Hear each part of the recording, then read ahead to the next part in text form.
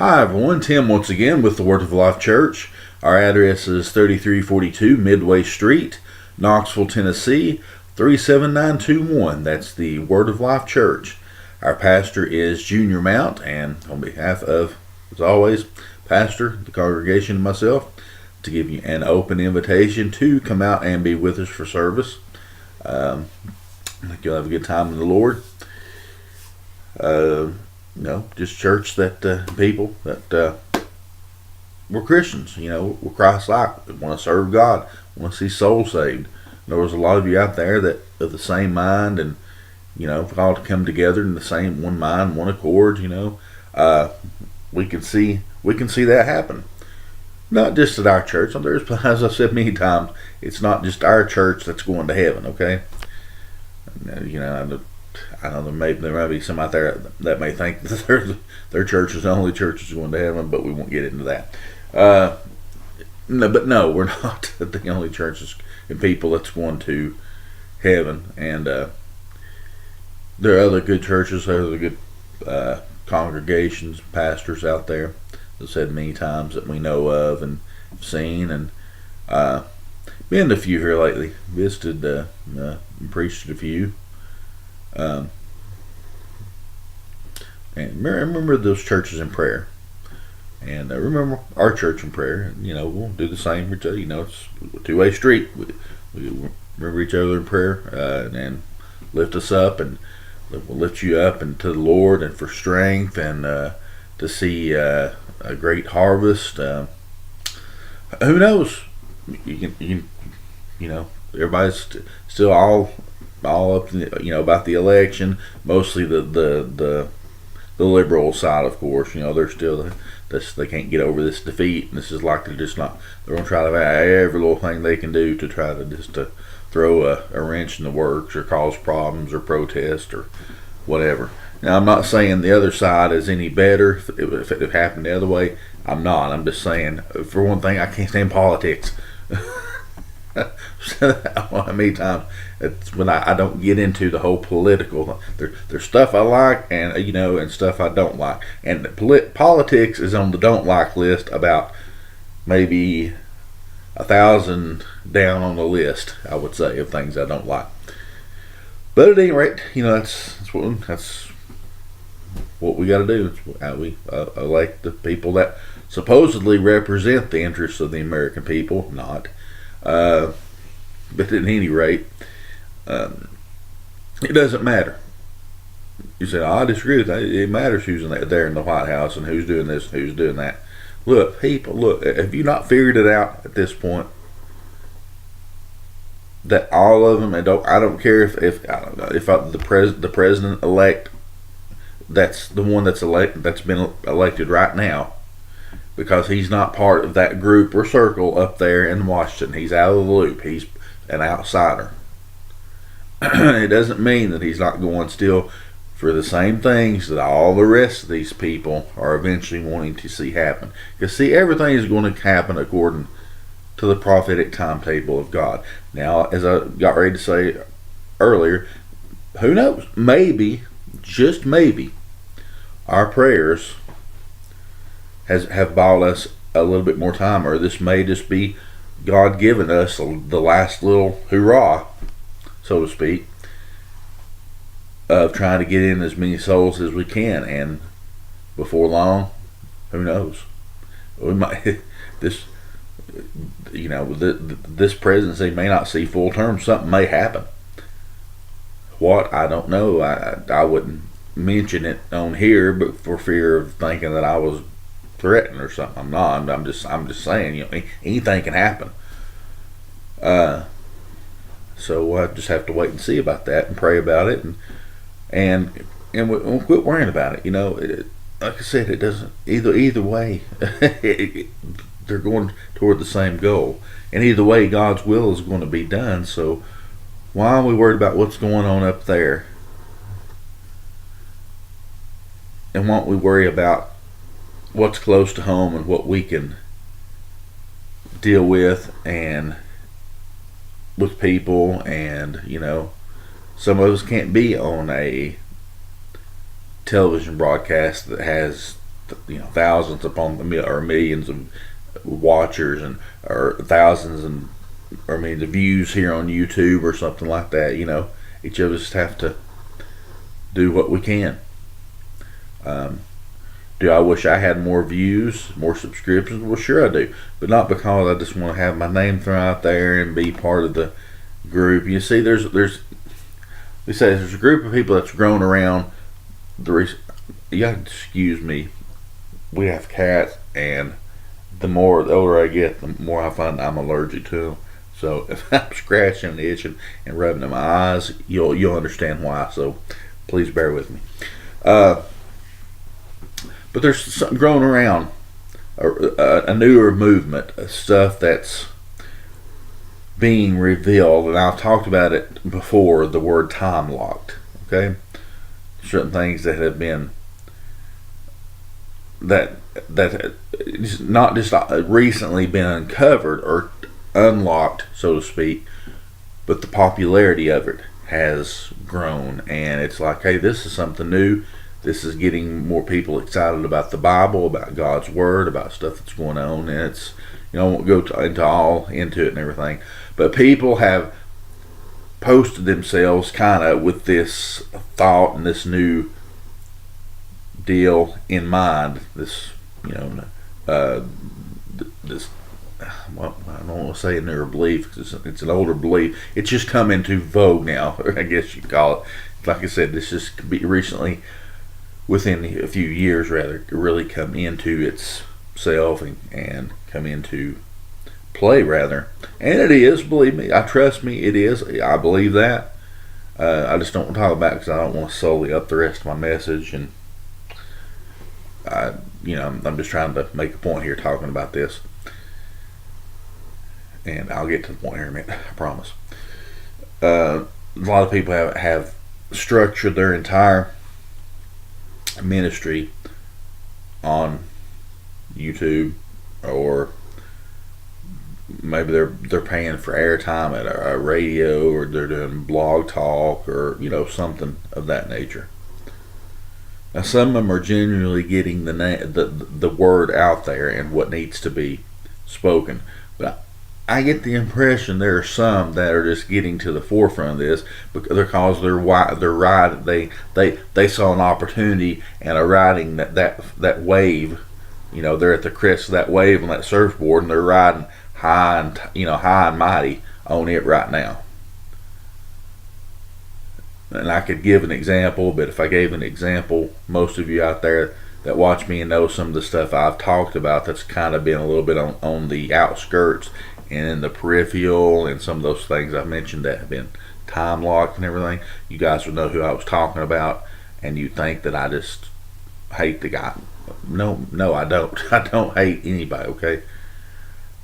But,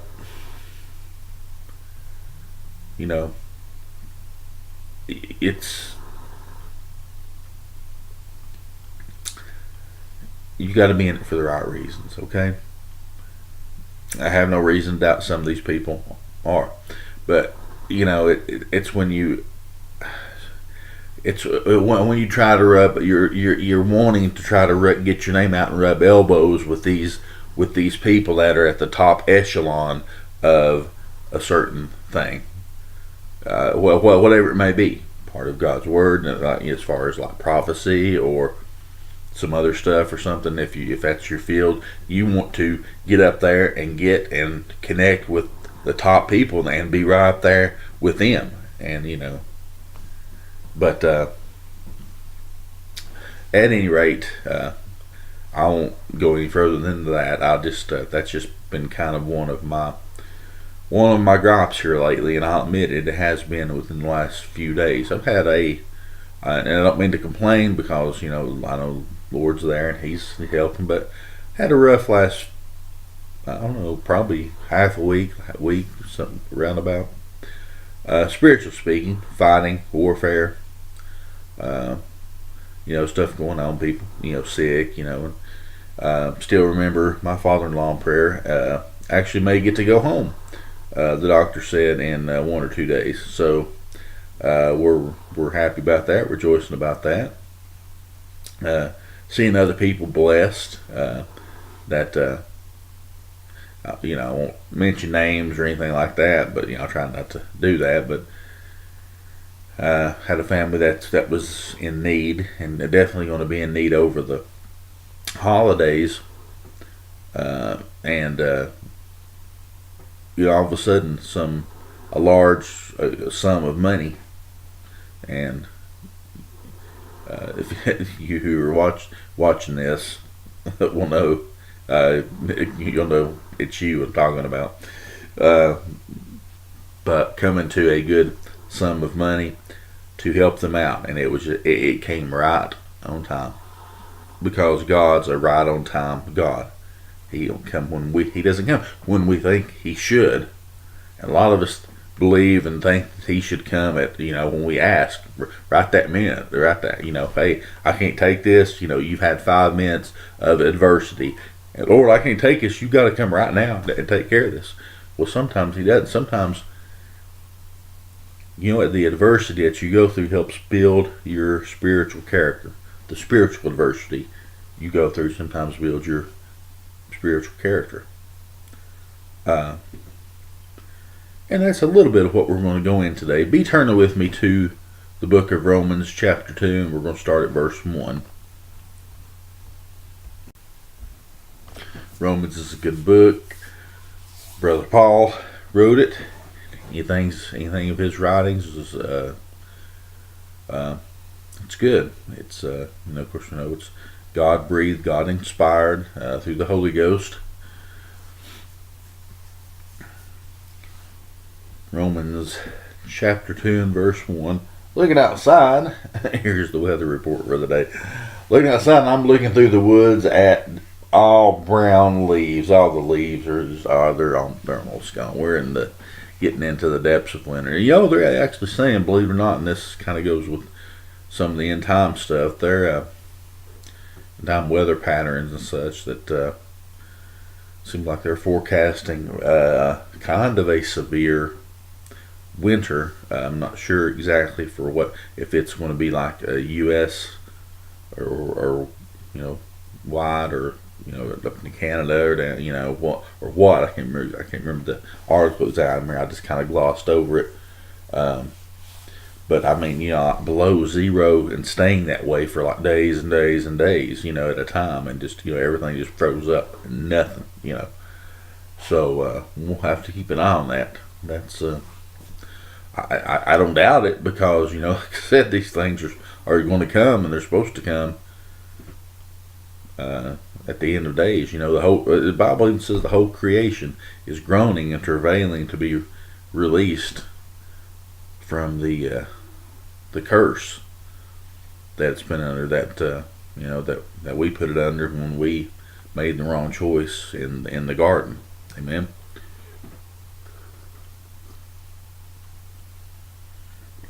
Excuse me. Keeping my throat open. Big, so I'm gonna have to hit that a few more times. It's getting kind of cold there. Oh, anyway, Romans chapter 2 and verse 1. Let me go ahead and read. Therefore, thou art inexcusable, O man. Whoops, I already started out kind of, hand slap. It said, whosoever thou art that judgest. For wherein thou judgest another, hey, I actually said it that time, thou condemnest thyself. For thou that judgest doest the same things. Pretty self-explanatory verse, don't you think? And I've heard a lot of people say that. You hear a lot of, when you're out, you hear, especially around people and people that you've worked with in the past, and people that you're around, and even unfortunately some in the churches. It's the way it is. So we're inexcusable for doing that. That's saying that we should know better. We should know better what we're doing, what we're saying, and if we're doing the same things. What's one word that will cover this entire verse? Hypocritical. judge just another. Like I said, the last few days it's been a spiritual warfare battle. Yeah, and I'll just be honest with you. I don't care. Of course, I don't tell personal details and stuff like that. But if I can speak in a spiritual way in the spiritual matters to be a help to someone, then of course I will. But I tell you, talk about spiritual warfare. That's one of the areas that you guys have heard me mention that's part of my area. Well, let me tell you what. I definitely had a good dose of the spiritual warfare within the last week. I mean, and I can just feel its effects just really getting off of me, even as I'm talking to you right now. Of course, right before as always, I started doing this video. The oppression and the depression started to come back in. I could like a rocket. You can hear it whizzing in, and knew it was coming. So I got my scripture as quick as I could, and I hit the record button as quick as I could, and I started. Didn't give it a chance to hit. Because if you sit and you mull and you don't have an idea, and you really haven't, what you need to say, Lord, show me what you want me to preach, teach, witness about, whatever, and get an idea. Because the devil's going to fight you, and and the demonic spirits will try to mash you down and everything. But anyway, like I say, I don't care to admit, like I said, I'm just now getting over this. And let me tell you something. It's. In fact, I mentioned it. Well, see, when was it? Wednesday night? We preached at the church Wednesday night. Yeah, I felt like sharing it because people that go through the same thing that I was going through, or had been going through, a pretty rough spiritual warfare patch, a battle. And man, and I still say this point that I can't remember. Now, if you challenge the enemy, you better have the goods to back it up.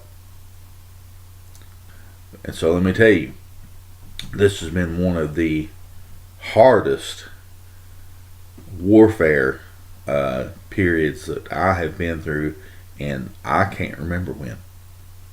Let me tell you, all I wanted to do was sit in a corner and sit there and stare at the wall and just let life pass and just nothing. Don't do anything. Don't do any more videos. Don't even live if you don't want to. Not saying I was suicidal. Please don't misunderstand that. No, not at all. Nothing like that. But the thought is like, why am I even, why are you even alive? What are you doing?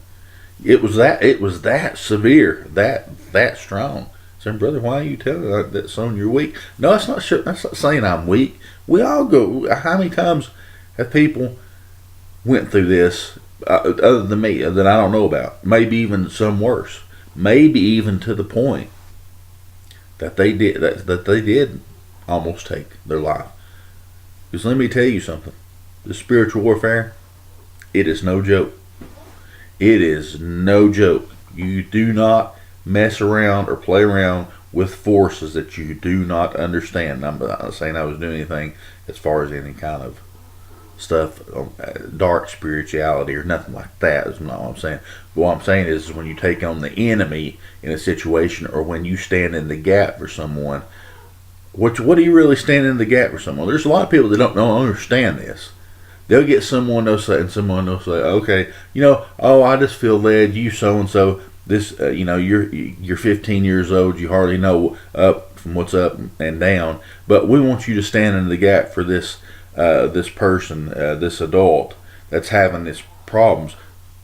My goodness, what kind of problems are you putting on that young 15-year-old boy that doesn't know that's mind is a mess anyway around that time in your teenage years?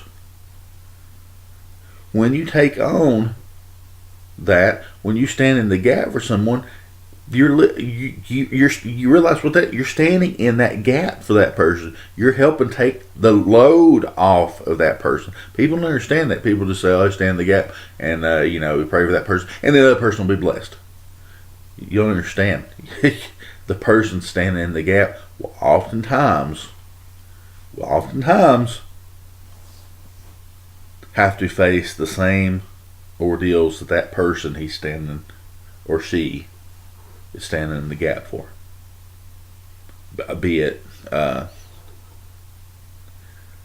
what I said I went through, be it a situation like that where you just want to sit and stare at a wall, to the point of some kind of a sickness or illness.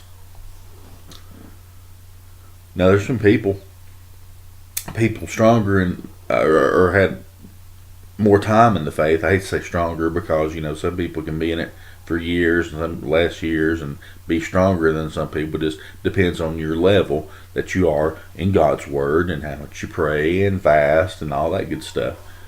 But anyway, there's some older people in Christ that don't get that say I'll stand in the gap. And then when the trouble comes, or that gap part that you're supposed to be standing for, when it hits you and you're unprepared, you're liable to get pulled out. You're liable to drop down. You're liable to get smacked in the head and laid out. You've got to understand, and this is no game, but the old saying, if you're going to play the game, you got to know the rules. As I said, I know this is not nowhere near a game. Souls are in the balance here, okay? So, in verse 1, talking about judges. You can't sit there with a person that gives a testimony like that, and you're sitting there, just saying, well, that ain't, that person, he's just kind of weak, or maybe not even saying so. Well, thank the Lord, they made it through that, but that wouldn't mean nothing to me. I'd cruise through that just like it wasn't even there. Oh really? Why don't you try it and see how much you cruise through it? Don't you stand in the gap for somebody that's got a life-threatening illness, or that's under a spiritual attack, and in some of the most strongest ways that you can think of. Won't you see? See if you're humming that same tune when you come out the other side. If you come out the other side, think about it before what you say and before what you think, before you judge somebody else because of something. I've seen it all too often. I've seen people do that, it's just to put down someone else because of something. If they're making an apology to the church, saying, church, I'm sorry, that I've, and this has been in the past at other churches, sorry that I haven't been here. I went through this, and let me tell you something, it just knocked me down flat on my back, and I've been gone for a while, but I'll ask that you forgive me because of this, and go explain it. And it's the exact same thing we're talking about here. They went through some heavy spiritual work, and really and truly they didn't even realize that that's what it was. Because that kind of warfare is not taught in every church. Surprise. Spiritual warfare is not taught in every church.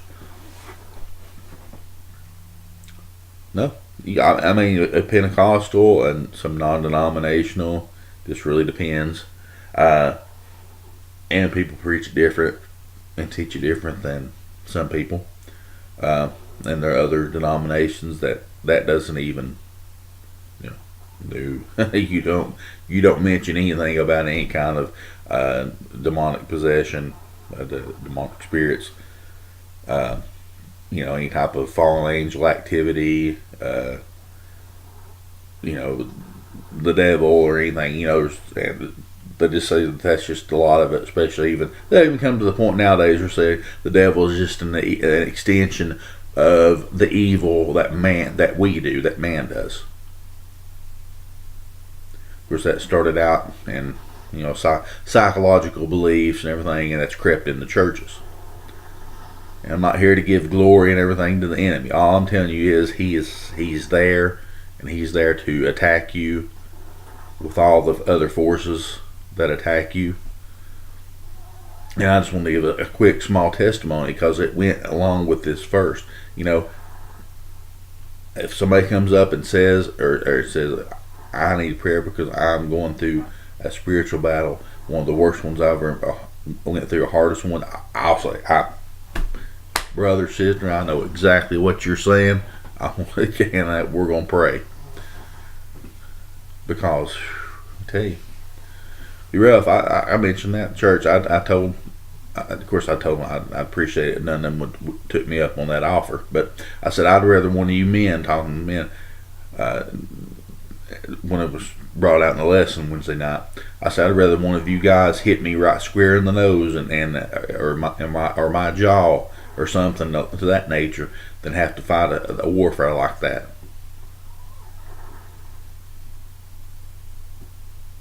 And let me tell you something. And let me say this, and how can you say this without being humble? Look, okay, well, here's a good way. Let me just say this. Listen, I'm the same as everyone else, okay? There are people that are up here above me, had years of this and everything, but I don't consider myself a novice either. Okay? I'm not bragging, I'm just saying, I don't consider myself a novice because I've been in this way and understood things and seen things and dealt with things in the past, and but I know there's more people that have experienced more and have just had more experience, period, than I do in some of this stuff. So never be afraid. Never be afraid to ask someone. Never let that pride get to that point saying, well, I don't care how far they are ahead of me. I ain't asking nobody. I'm me, and that's a lot of problem. A lot of our problem in our churches is that word right there. Well, I'm me. Well, who are you? Who are you? In God's eyes, who are you? You're just like everyone else. You need to be saved too. You're like everyone else. You can come under spiritual attack too. You're like everyone else. If you don't humble and submit yourself to God and pray and seek Him, you will be laid out and you will not get back up.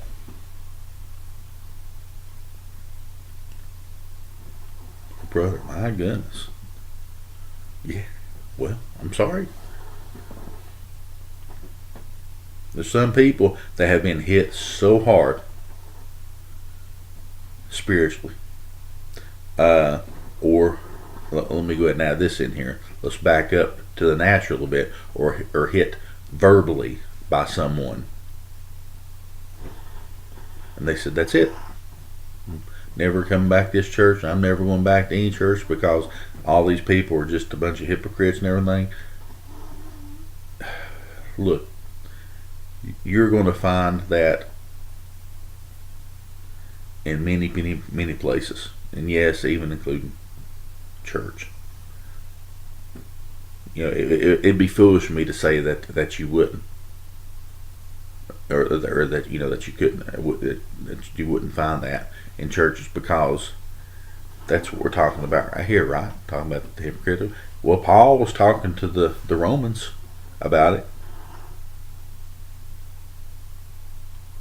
And the church there that he was talking to sent that letter to. So what makes us any different from the church back then? We're still this is still the same. We're still in the same church age, the same dispensation of grace that we're in. People are still people. You're going to find these things even in today's church. Do I like it? Do I like even saying it that you have to deal with that when we find that? No, of course not. But where you find people, wherever people, and where people are involved in something, there's going to be problems. Yeah, I don't care. It doesn't even have to be church. It can be anything.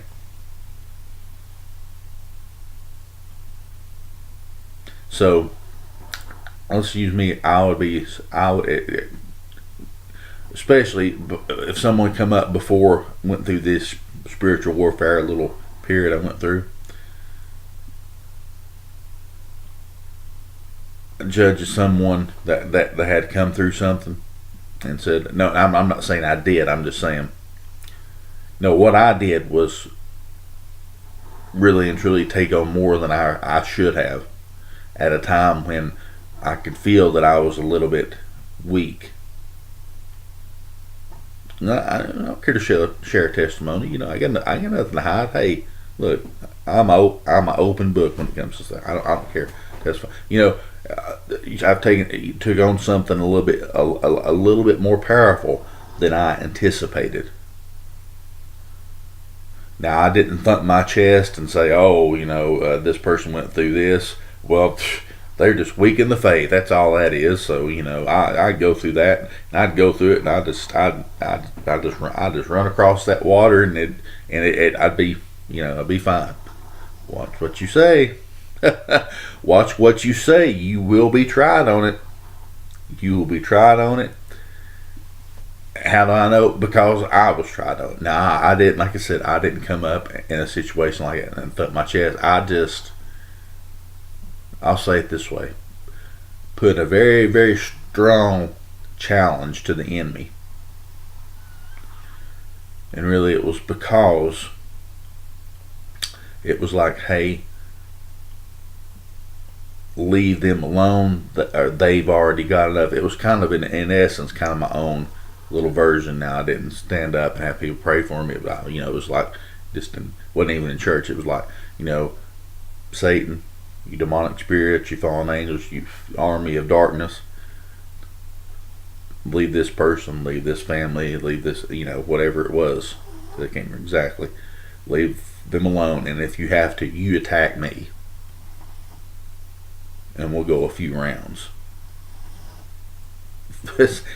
Some people out there are saying, well, that was really good there, Brother Dan. That was kind of foolish. But no, I was trying to help. It was of a thought of trying to take. So see, they're right there talking about standing in the gap. And if you're not ready to take on what the enemy will throw at you, then don't do it. You don't need to be knocked down and knocked out of the fight if you're not ready to take, and deal with some of this stuff. I know I'll spend some time on this, but I feel like the Lord's leading that way. And it's not often I bring a big testimony about something that's happened to me. But I think there'll be some out there that listen that will understand what I'm talking about, and that maybe need to hear it. You never. What's the old Southern saying? You never grow too big for your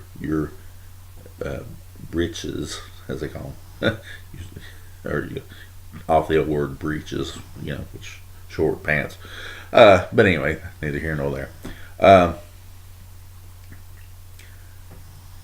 the thing is, let me read this. Let me read verse 1 again. Therefore thou art inexcusable, O man, whosoever thou art that judgest, for wherein thou judgest another, thou condemnest thyself, for thou that judgest doest the same things. That has a meaning, if you're saying, well, that person ought not smoke, and you're sitting outside sitting there smoking a cigarette. Or that person ought not do this or not do that, but you're doing it behind the scenes. You think that no one knows. And no one may know except the only one that counts, which is the Lord. How many times have I said it? You do not become invisible to the Lord once you walk out of the church doors. You're not. The Lord does not become blind and deaf to what you're doing. Okay, but along the same lines, that goes with what we talked about in the spiritual sense. See, that's why I love God's word. There's so many different meanings and little good, really bits and good things of knowledge. And in a verse, you can get so much out of just a single verse. So we're talking about, yes, being a hypocrite in this verse, but also,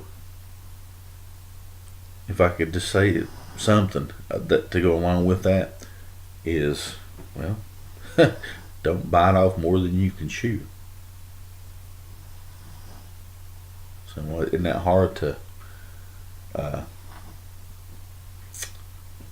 really admit that that you went through spiritual warfare and that you were almost down and out? No, I don't. Hey, look, you guys and I'm as human as the rest of you guys. Vice versa, we all have the same thing. Some of us might be had more experience, more years in doing this, but also there too, when you go through something like that, and it has been for me, it will be a learning experience, something that you can avoid the next time and know how to deal with it. Amen. Like I said, I know that was quite a bit of a long testimony and reason, but that went with verse 1, and it goes through the rest of the verses in this. And if we have to do a two-parter, that's fine. But let's go into verse 2.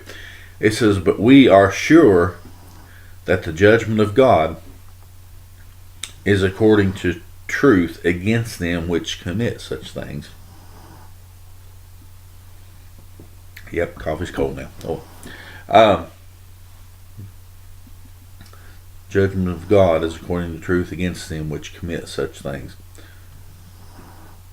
So, whatever the case may be, the judgment of God is going to be against you.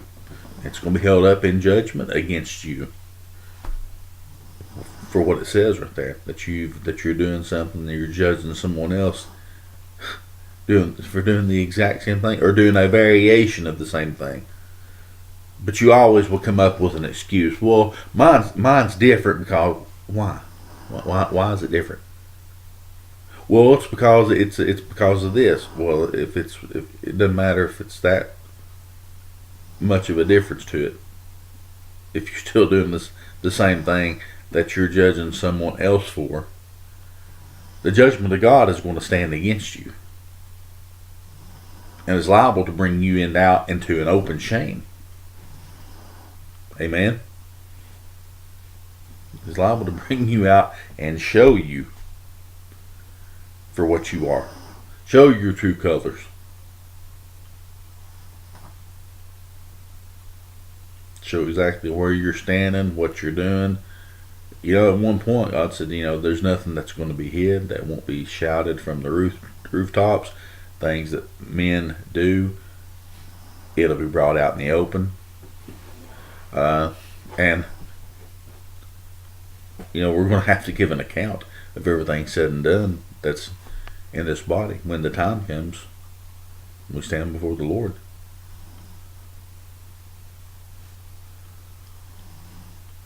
So watch what you're saying. You need to think about what you're saying before you do it. Saying, well, wait a minute, before I say something, I'm technically doing the same thing.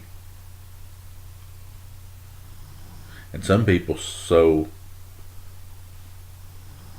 judgmental that it doesn't matter. It may be the exact same thing they're doing, but it's okay for them to do it.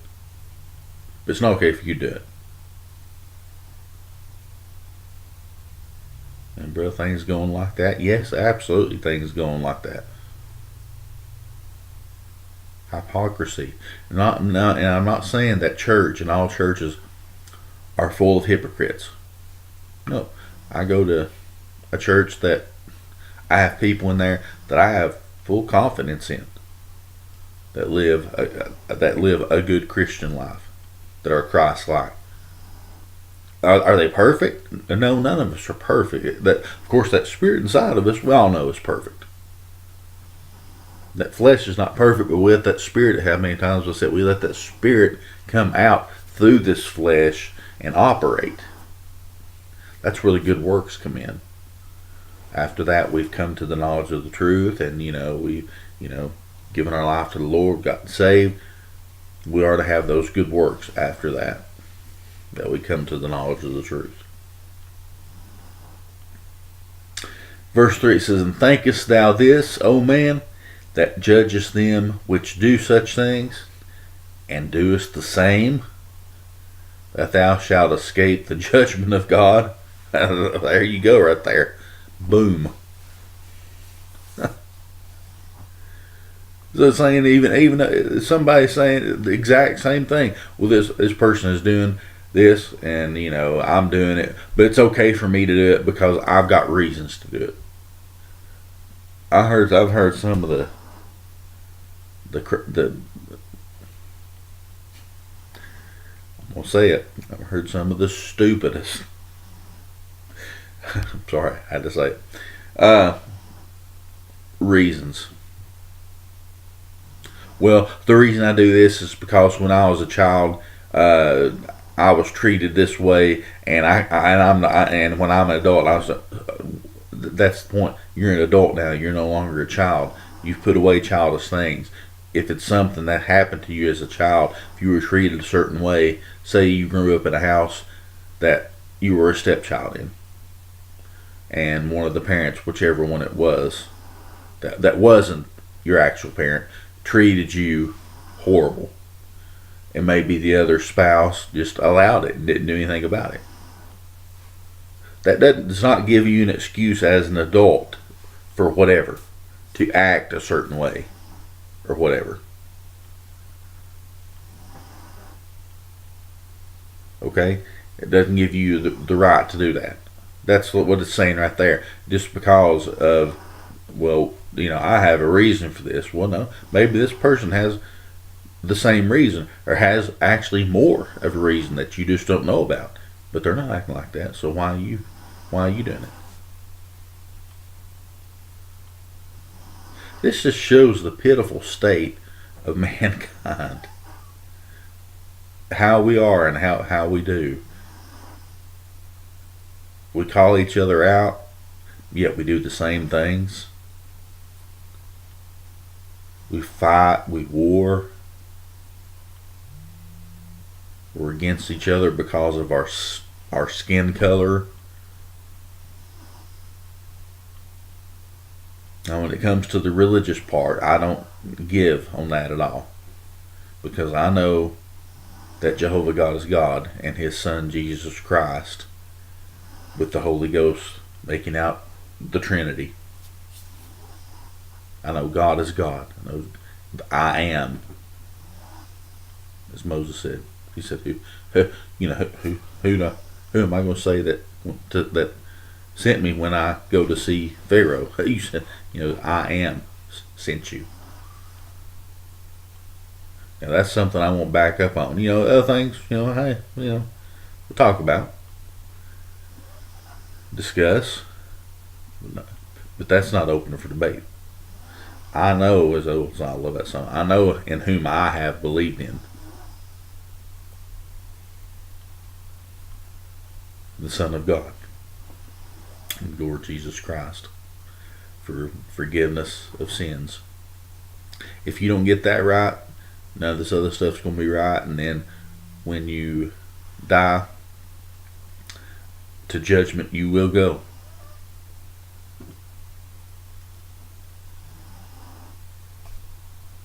And here it is again. I can't get away from it. I said it the other night at the end of my sermon.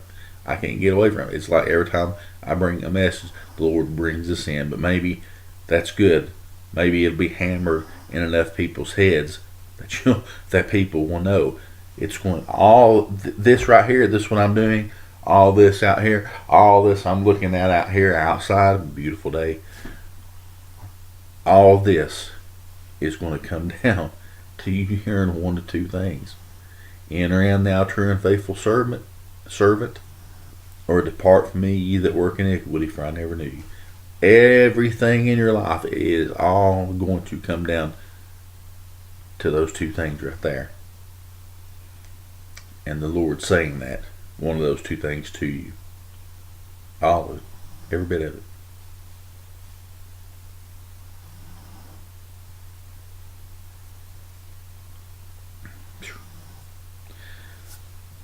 Talk about sobering.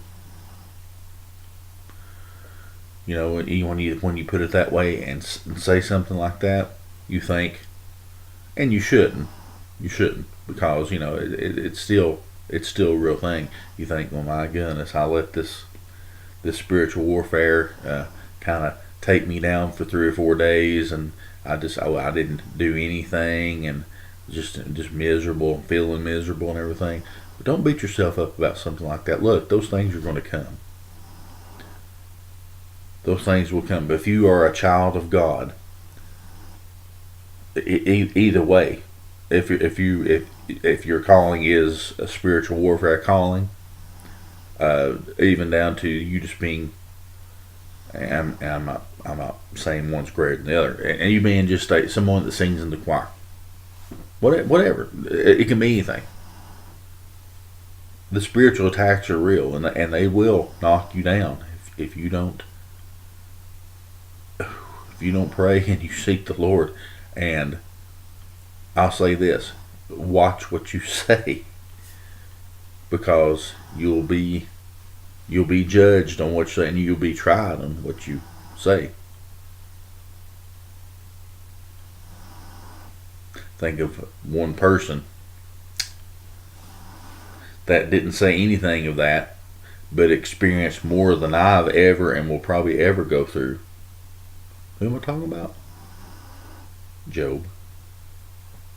If you ever wanted to read one of the most awesome books in the Bible, it's all good, of course, but read the book of Job. If you think you're having a bad day, you read the book of Job. Read what old brother Job went through, and what all he went through after what he went through. Turned out all right. But give you reading assignment, you guys out there that have never actually sat and read that book. Read the book of Job and see it in your mind. Picture it and imagine it. Put yourself in Job's place,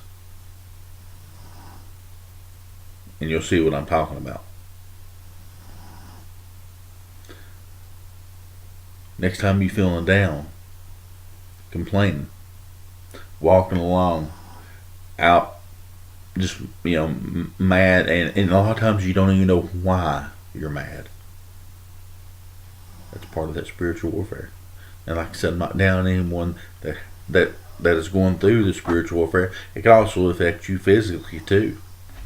I'll say this: mine affected me physically. Felt horrible, just numb, sort of.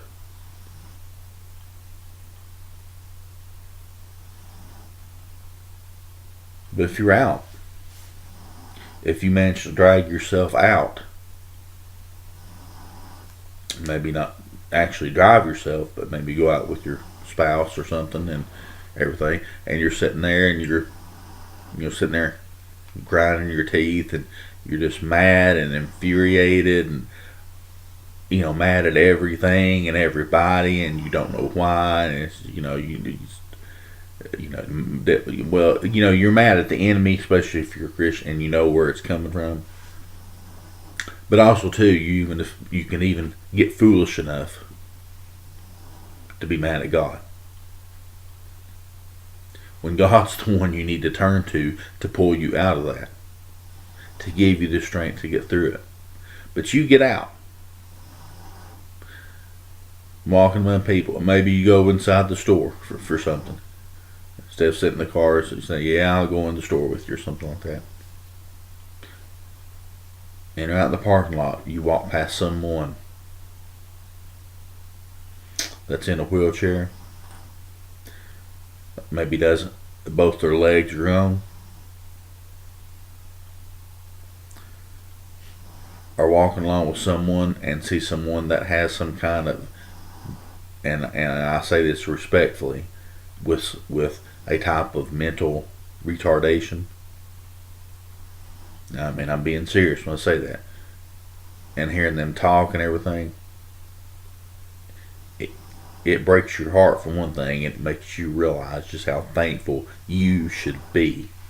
it makes me realize how thankful I should be, because I'm sitting here with all my faculties. I'm whole as far as my body. I don't. Some people may say that I'm mental a lot of times, but that's just uh, just people, may play and have fun. And it's good to have fun. I know this is serious, but think about that. Really think about that. You're having the same kind of problems like I talked about, and you see people that are worse off, just period, whatever it may be, through sickness, through a mental condition, or whatever. Got an in-law. Well, let's see, how would she be? She would be, well, my wife's niece has had a baby, and they've been, I think, 6 months, maybe longer. Had a baby down at Vanderbilt Hospital. Needed a heart transplant. Eventually, the Lord come through. I mean, there again, right on time.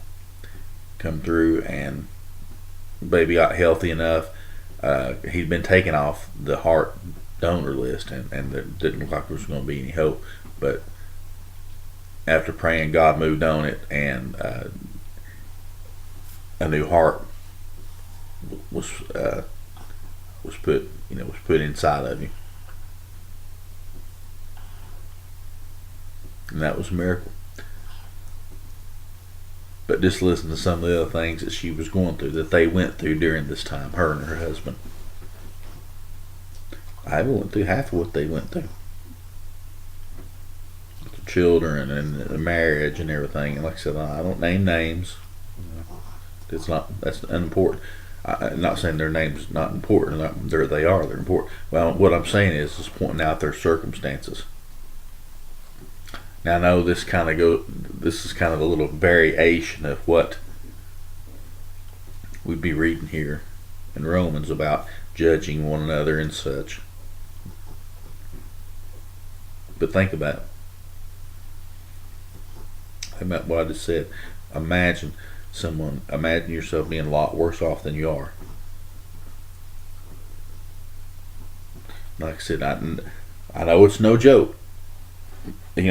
Spiritual warfare, that type, it's not a joke, let me tell you, and it is very real. Just pray, my best advice to you, if it hits you, you need to get on your knees and seek God tearfully. If you have to, as I've said before, lay down with your face flat against the ground before God and pray and ask for help. See, that was a little of my problem. I'm laying my heart out to you here. See, that was sort of my problem. As halfway through it, I had still yet said, no, I can do this. I'll push through this. I can do this. Not once did I say, Lord, it's me. It's Tim. I'm going through this. Lord, I need your help. Need your help to see me through this. Because I'm in anguish and in mental and spiritual torture.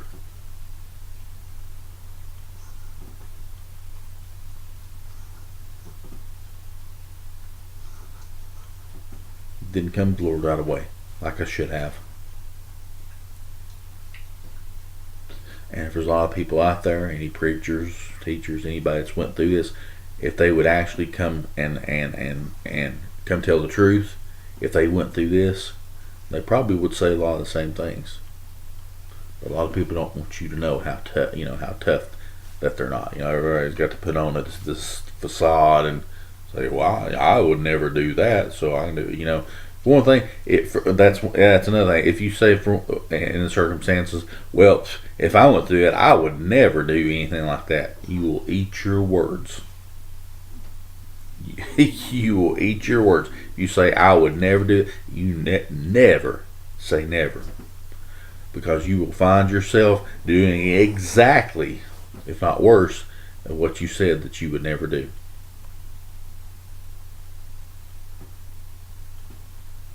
No, this is not a big shouting message, but really, maybe and truly, that's one of the reasons I went through what I went through, the spiritual warfare aspect, and talking that way. It can be shared on more of a personal level with you guys that are going to hear this through however way that you hear this. And maybe you'll think about it next time you start going through something like that. You won't be like old stupid Tim. Instead of waiting halfway through it thinking, oh, I can beat my way through this, at the very first of it, you'll start seeking the Lord right away. Don't let it linger. We all make mistakes. We all try to put forth a good face and a good strong demeanor and everything, but you don't know a lot of what people's going through. Some people can just have I'll say this, I don't of course believe in playing it, of course, but some people may just have what they call a good poker face. They can put on a good visage and smile from ear to ear and everything, but their life they feel like their life is in shambles and that they're in misery. But yet they can put on a good act in front of you and other people, friends, family, church, whatever. But if anything I've learned from this, and let me give my learning and share it with you, because that's what it's about. We're about to preaching and teaching God's word and helping other people, and being an example. And if anything happens, using that to help other people. That's what we're supposed to do. So if anything I've learned from this bout of spiritual warfare, and the Lord He's brought me out of it. At one point toward the end, I was like, I don't know really why I doubted. It was just, we all have low periods. It just depends on how low that you end up going. Depending on, as I said, if you understand standing in a gap. See, I think a lot of people that just randomly stand in a gap for someone, they don't get the full effect because they don't know really exactly. I'm not saying that's what I did. That's not the situation for me. I'm just saying for a person that would stand in the gap and they don't really understand what that means and what that entails. The Lord is merciful on them. Cause like I said, you've seen it. If you understand it and you're an adult Christian, and you understand what that means to stand in the gap, meaning you might take on a sickness that this person may have, or you might go through whatever they're going through. You understand it? Then you can share that with other people. And help them learn, help them to grow. I hope by what I've read today that you got something out of it, and what I've shared today, the several different things that I've shared, I hope that it might help one of you out there that might listen. But like I said, it always strikes back. There can always be someone that is in worse shape, spiritually or physically or mentally, than you. And oftentimes, when we're in that shape, and we're even feeling sorry for ourselves, which being human beings we do awful lot, the Lord will put someone in your path that will hit home right immediately when you see them. Hey, I've been out and I've been in the shape, been in spiritual warfare before, and been, just mad and just there again. But you know what you're mad about or at. You're mad at the enemy, but also you're just kind of to the point of like, just leave me alone, let me get through this kind of an attitude. And then the Lord put someone in your path. And immediately your heart goes from up here all the way down to your feet. And you say to yourself, how stupid am I being? Not stupid for feeling like that, for feeling bad and going through battles. No, we're all going to do that. But for thinking that what you're going through is worse than what anybody else has ever went through or what's going through right now. Say, well, you just don't understand. You know this. Well, maybe you're the one that doesn't understand.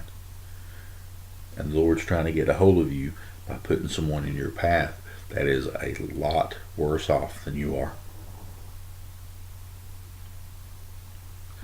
Think on that. Chew on that. Let that sink in. So we may go back to Romans the next video, but think on these things. What the Bible says. Think on these things. Meditate on them. When you come to a point that you get into a battle, a spiritual battle, think about it. Think about how much worse things could be. I know there's people that's going through it. Hey, there's just these fires, and thank Lord, I think because of the rain, they pretty much got them under control here, in Gatlinburg. We just live, let's see, about just an hour, 50 minutes maybe. Well, a little bit longer to Gatlinburg. About an hour, a little over an hour. And I looked at a slideshow of pictures this morning of the damage that fire has done, that these people apparently have set. And they need to be thrown under the jail for what they've done, all the stuff they've done. I think 10 people was the last count that I heard that had lost their life because of this. Because of somebody being stupid. I don't know if most of you have seen the news, saw the damage that it was done, and what I looked at was horrible. Cars burnt out, houses gone, whole swaths of wooded area gone.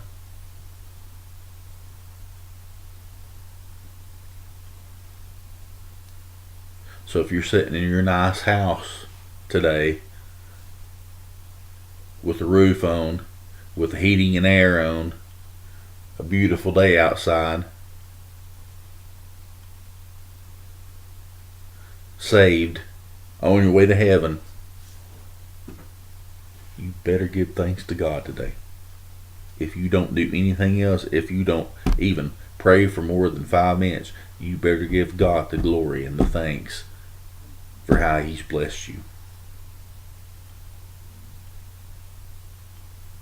Because your life could be a lot worse. Well, I'm going to ask it because I'm getting ready to close this message. Just ask this question for one thing. Are you saved? That's the starting point. That's when the rest of the stuff will come. And I don't say this stuff to scare you. You don't be scared of this stuff. You don't be scared of the spiritual warfare. God can bring you through it if you just rely on Him and pray and seek Him. But the most important thing is, are you saved? Let me tell you something. How many times do we have to say it? I think is till but we're out of here, and people are still around, or until the Lord decides it's our time to go. We need to keep saying it. Asking, are you saved? That's the starting point.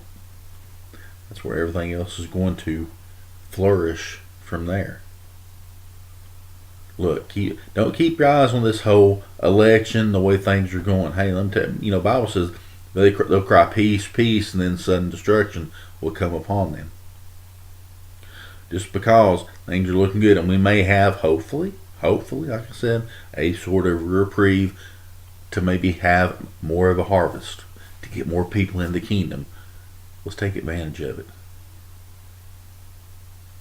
As individuals, as churches, let's take advantage of that, of the time that we do have, to get people saved, to bring them to Christ, to unleash the gospel of the Lord Jesus Christ upon this dark, evil, fallen world that we live in.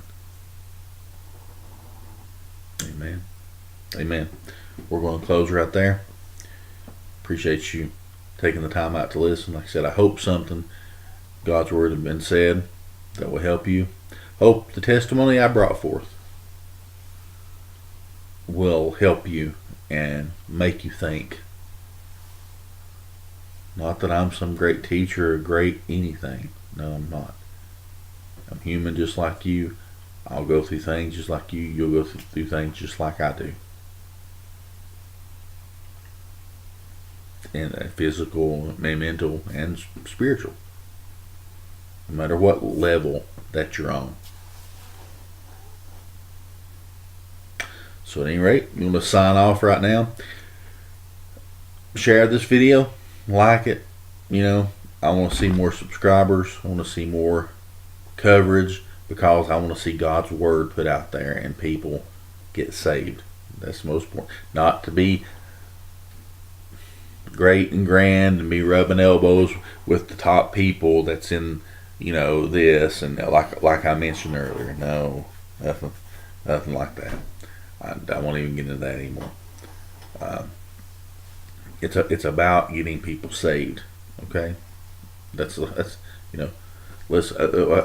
even said it the other night, and I'm gonna close here now. I said the other night in the book of Ecclesiastes, said, so let us hear the conclusion of the whole matter. We're to fear God and keep His commandments and serve Him, for it's the whole duty of man. There you go. So God bless each and every one of you. Blessings in Christ upon each and every one of you out there. If you haven't come to know the Lord, come to Him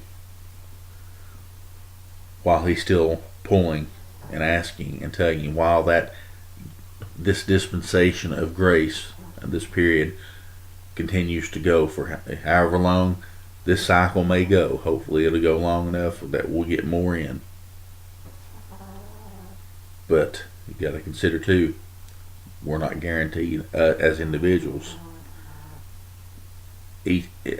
One day we may not wake up out of our sleep, or we may have an accident on the way to work and die, or a whole other host of ways that you can be taken out of here. So you need to make sure of your salvation. Examine yourself daily to see if you're in the faith. Die to the flesh daily. Make sure your spiritual armor is on all the time. Don't take it off. Amen. God bless y'all, and we will see you in the next video. Take care, and we'll talk soon.